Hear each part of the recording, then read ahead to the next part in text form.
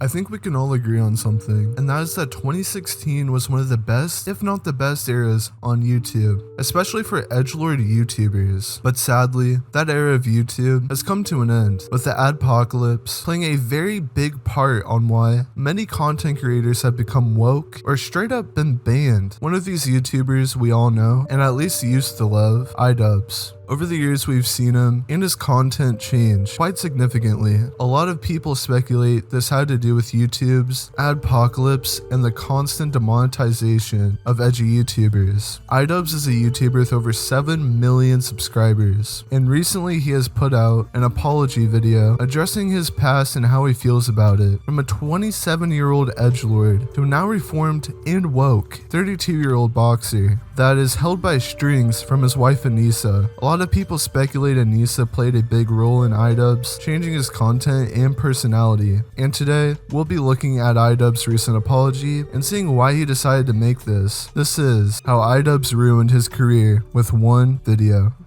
Yo, my name is Amos. I make weekly video documentaries documenting degeneracy. If you want to be based and red-pilled, consider hitting that subscribe button. It always helps me keep motivated to make this scuffed content. And as always, thank you for watching. So in my last iDubbbz video, we went over the start of his career, from his content cops to his bad unboxings. Today we're gonna talk some about tech destruction channels. iDubbbz Content Cop was a very important series for iDubbbz's career because this is what made him so infamous and respected. His Content Cop series were videos where iDubbbz would criticize a handful of creators such as Leafy, Tanamongu, and Keemstar. Hey everybody, welcome back to another episode of Content Cop. As you can probably tell, I can hardly contain myself right now, because today is the day we get to bully Leafy. Through his Content Cop videos, iDubbbz would bring huge waves of hate, almost ending careers, and possibly making certain people leave the platform for years. This gave him the reputation of being able to destroy somebody's reputation with a singular video. This all changed, however, when his wife Anissa made an OnlyFans. This is where his reputation started to tarnish. Yeah, content was downhill from here. Joji went and dropped the pink guy shit and did something cool. You dropped the edgy shit and just became boring and full of drama. Not a single part of this pathetic video was believable. Sad individual, find real happiness. iDubbbz then tried to salvage his reputation by making what I would call a reverse Content Cop, a documentary attempting to tarnish Sam Hyde's career. What do you have, a list of questions? Yeah, What? you can't see them. You better not surprise me with anything. You're gonna get hella surprised. You better not. What are you gonna do, iDubbbz? I want to see the question. All right, go ahead. Well, my name is Gormedios, and I'm a 400-year-old vampire, but I actually appear to be 13. So. And what is your career? What is your job? Interesting question. Throughout the documentary, Sam Hyde played him and made him look like a fool by lying and buying things to make his life look more unhinged than it actually is. After this documentary, iDubbbz gave up trying to fix his slowly dying reputation and went on to make new content altogether. During this time, iDubbbz would go into YouTube boxing, hosting events such as Creator Clash. However, in Creator Clash 2, he would kick rapper slash content creator Froggy Fresh from the event. After this controversial decision, it would start a wave of hate towards iDubbbz, where a lot of people got mad because it made iDubbbz look like he was kicking Froggy Fresh for making jokes about his wife Anissa. This made him look like he couldn't handle jokes about his wife Anissa, resulting in kicking Froggy Fresh from the event. It's like you came back and you were a pawn in some game of 4D chess, and I think you found out that iDubbbz and Anissa don't play games.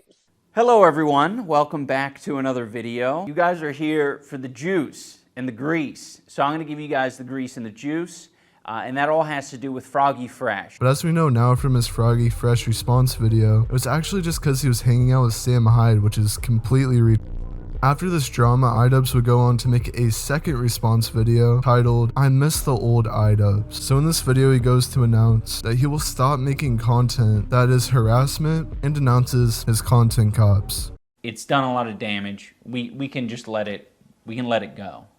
I'm sorry to everyone that I made Content Cop videos on. I still don't like the majority of you, and that's fine, but I can recognize that you did not deserve the hate and harassment that I sent your way. I particularly want to apologize to Tana.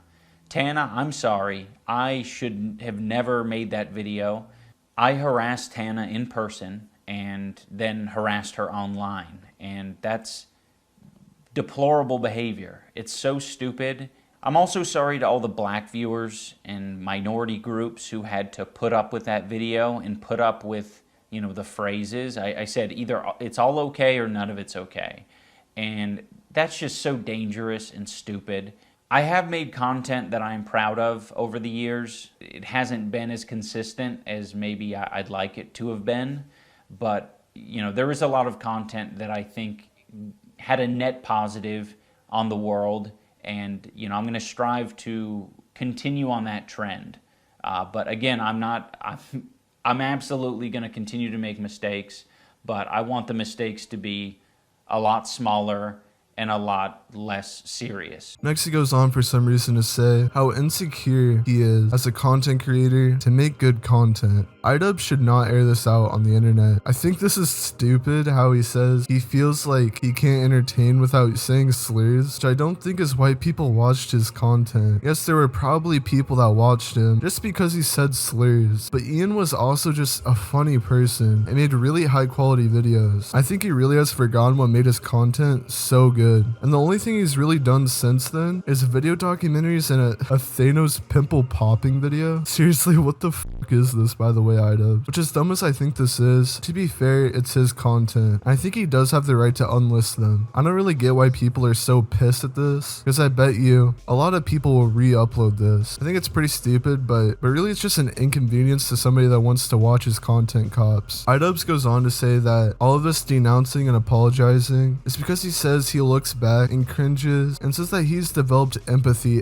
at the age of 32. This is just kind of cringe, and with a recent appearance on Hassan's stream, makes you wonder if he's just moving towards a more of a political sort of content. The milk and farm easy views, saying that's the way YouTube is heading. He then goes on to apologize to Tana for saying the N-word at her in person and harassing her, and then says he would go on a podcast with her. I don't really understand why he had to apologize for this, because Tana in particular has said hard R multiple times in her past, not even in a comedic sense like iDubbbz did. Although I do gotta say, if this does happen, this would be a very insane podcast to watch. Like, I could just imagine Tana fidgeting next to iDubbbz if they had an IRL podcast. With him moving on from edgy content to a more safe for YouTube style of content, it makes you wonder, just was he ever genuine, or did he just do it all for the money? After he dropped this apology video, Penguin Zero called him out for this video, saying it's extremely stupid that he's denouncing his old content cops, and would go on to say how dumb it was that he was even apologizing for it.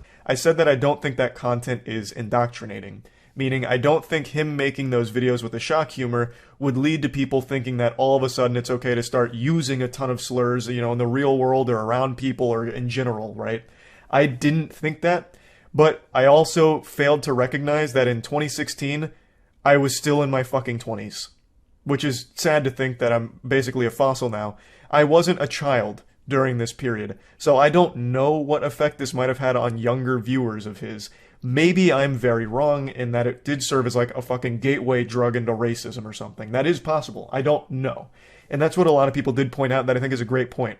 I was already old enough to recognize that he was never advocating for legitimate racism or bigotry or anything like that. That was never his message. But younger people may not have picked up on that. So I do believe it is possible that he did have a very negative effect on how a lot of the youth perceived slurs and maybe the willingness to use them. Other people that would call him out would be a Cheeto, Poncho, and Sensitive Society, to name a few. But in the end, iDubbbz had a great reputation, with a very loyal fan base. But over the years, with lack of content and his change of morals and views to suit this new YouTube landscape, he has gone completely downhill. Personally, I think iDubbbz is going in a horrible direction for his career and is basically an apology channel now. Maybe it was because of his constant hits to the head he was receiving through boxing, or just his wife Anissa brainwashing him into changing his content. But let me ask you guys in the comments, will iDubbbz end up regretting his decisions and apologizing once again for switching up on his old fan base, or will he forever be changed for the worst?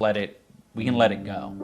I'm sorry to everyone that I made content cop videos on. I still don't like the majority of you, and that's fine, but I can recognize deplorable behavior.